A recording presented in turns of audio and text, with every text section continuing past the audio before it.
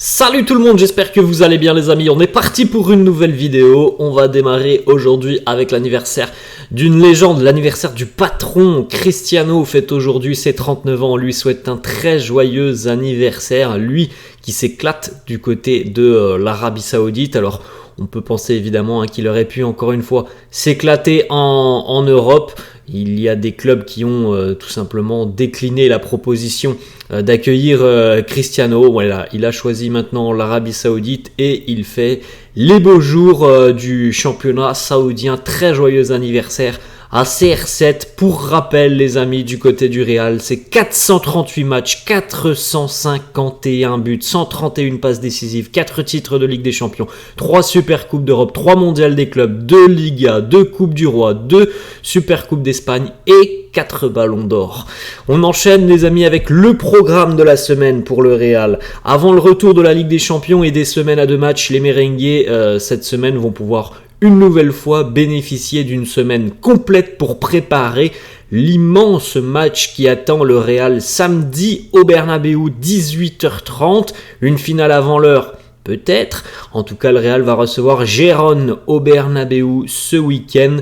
Ça va être un match exceptionnel, je pense, parce que on a une équipe de Gérone qui est très à l'aise à l'extérieur. On a un mano à mano entre les deux équipes en Liga, donc c'est quasiment une finale avant l'heure, même si évidemment, par rapport au résultat hier du Real, le Real n'a pas assommé la Liga. On regarde justement les deux quotidiens madrilènes. Marca qui titre Llorente anima la Liga. Llorente donne un coup de boost à la Liga. Llorente, ancien merengue, qui va égaliser à la 93e de ce derby. Le Real aurait certainement pu tuer l'issue de la Liga hier soir, et à une minute près, le championnat, on va pas dire que le championnat est relancé, mais en tout cas tout reste tout de même ouvert dans ce championnat de Liga grâce à Marcos Llorente et aussi à la passivité une nouvelle fois de Nacho. On ne sait pas trop ce que fait Nacho sur cette situation. Est-ce qu'il y va? Est-ce qu'il y va pas? Est-ce qu'il y va avec le pied?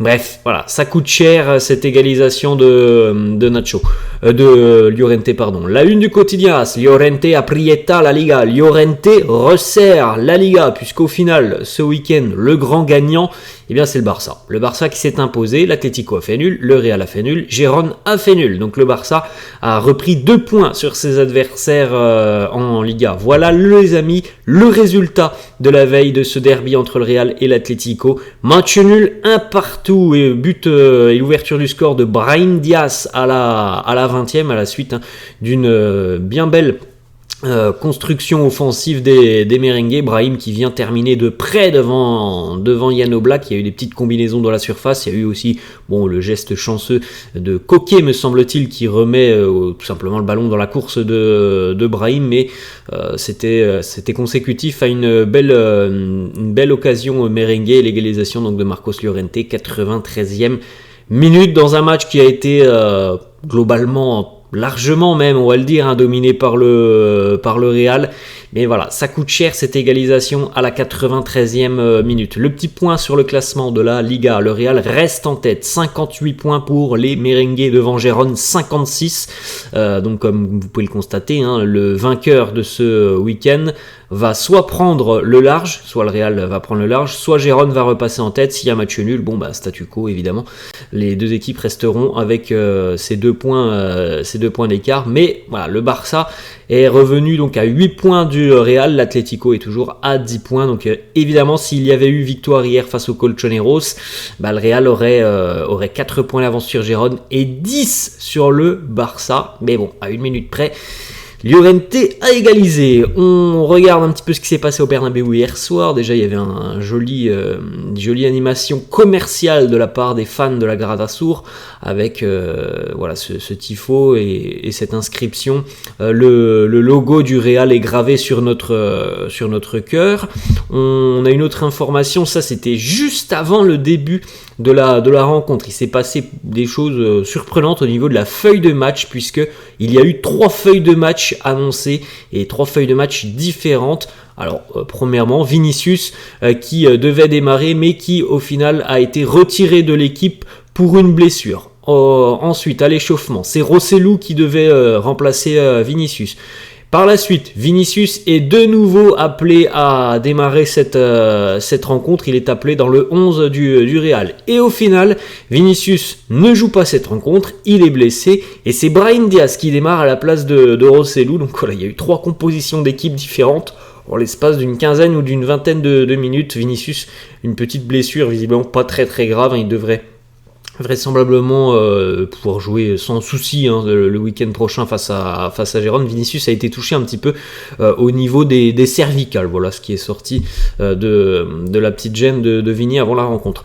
On continue avec une petite page qui concerne Brahim Diaz, homme du match, buteur et véritable électron libre. Déjà une petite statistique, alors Brahim et Rosselló sont 2 joueurs qui ne sont pas forcément titulaires du côté du Real, et pourtant regardez la productivité de Brahim Diaz et de Rosselló qui tous deux sont impliqués sur 26 buts cette saison. Alors but plus passe décisive, ils sont impliqués tout de même sur 26 réalisations du Real. C'est une statistique assez impressionnante.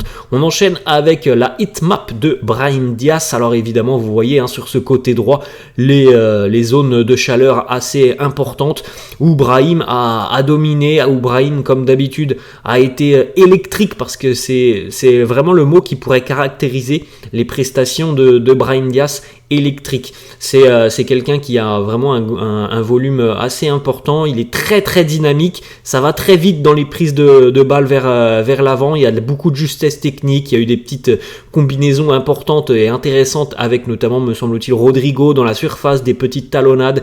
Il y a un jeu vraiment rapide qui amène de la vitesse, et c'est franchement très très agréable de voir jouer Brahim Diaz. Et quand on pense qu'hier il ne devait même pas être titulaire, ça montre aussi à quel point il y a quand même beaucoup de qualité sur ce banc de touche. Quand on sait que l'on laisse un joueur comme ça sur le banc, quand on voit ce qu'il fait sur le terrain, c'est quand même assez dingue.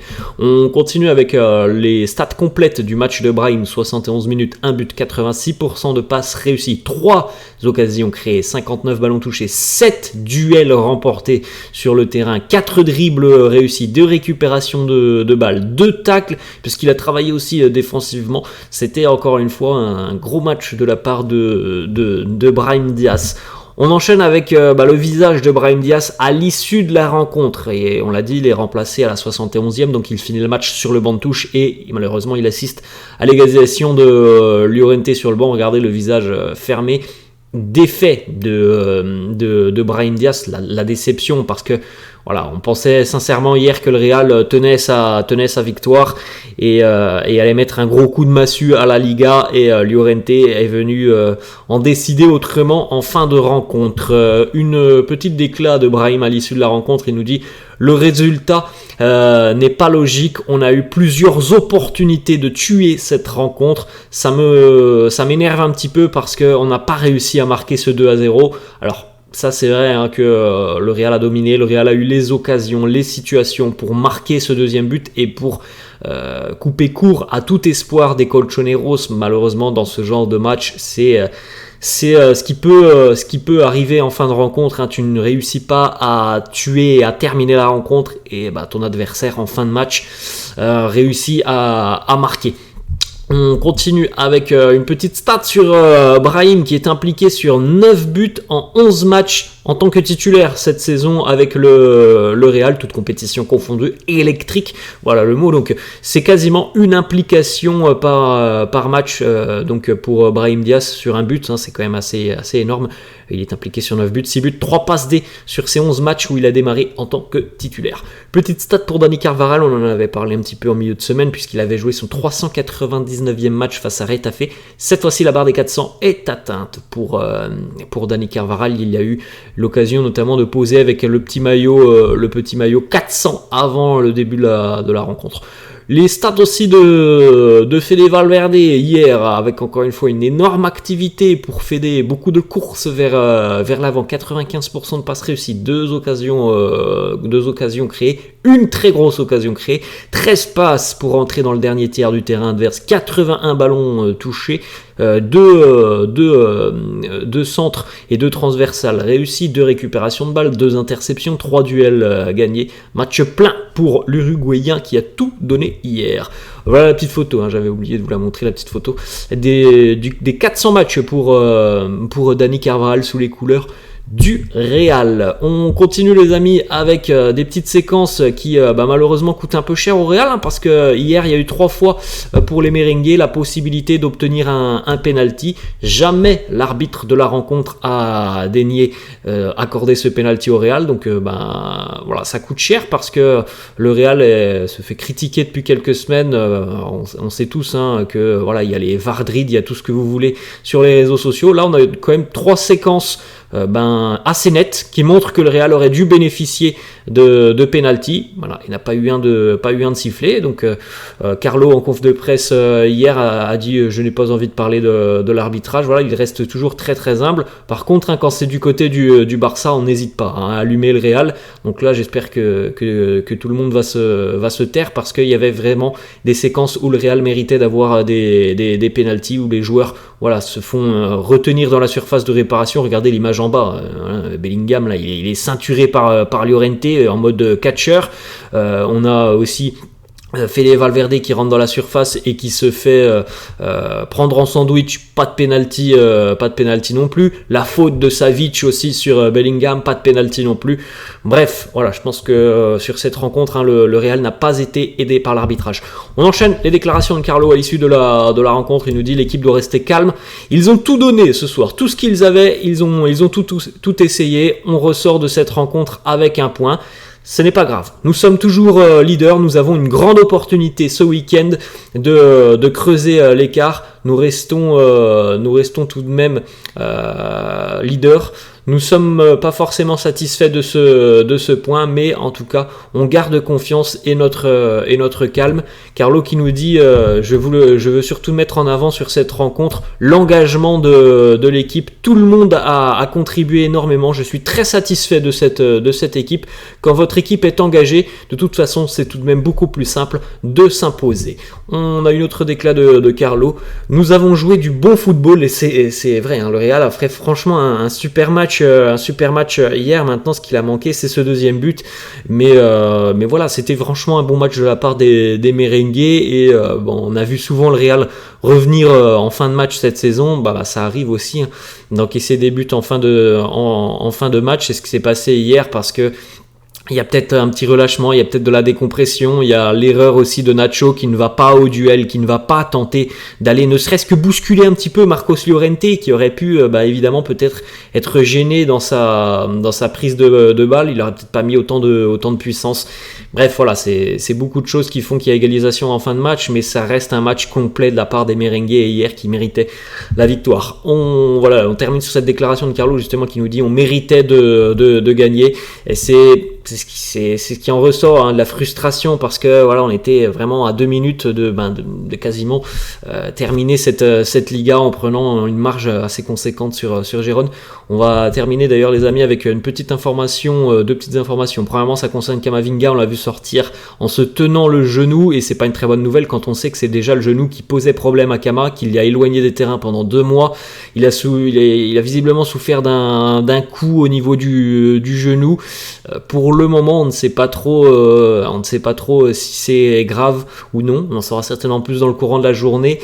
Mais évidemment qu'il y a beaucoup d'inquiétudes autour de cette blessure pour Cama. Et puis en ce qui concerne Vinicius, hein, comme on l'a dit, il sera prêt pour le match face à Gérone. Pas d'inquiétude, une petite gêne au niveau des cervicales, mais pas d'inquiétude, il devrait être disponible pour le match de ce week-end face à Gérone. Voilà les amis, la fin de cette vidéo, j'espère que ça vous a plu. N'hésitez pas comme d'hab à lâcher un petit pouce bleu, n'hésitez pas non plus à vous abonner à la chaîne, je vous laisse et je vous dis à la prochaine. Ciao.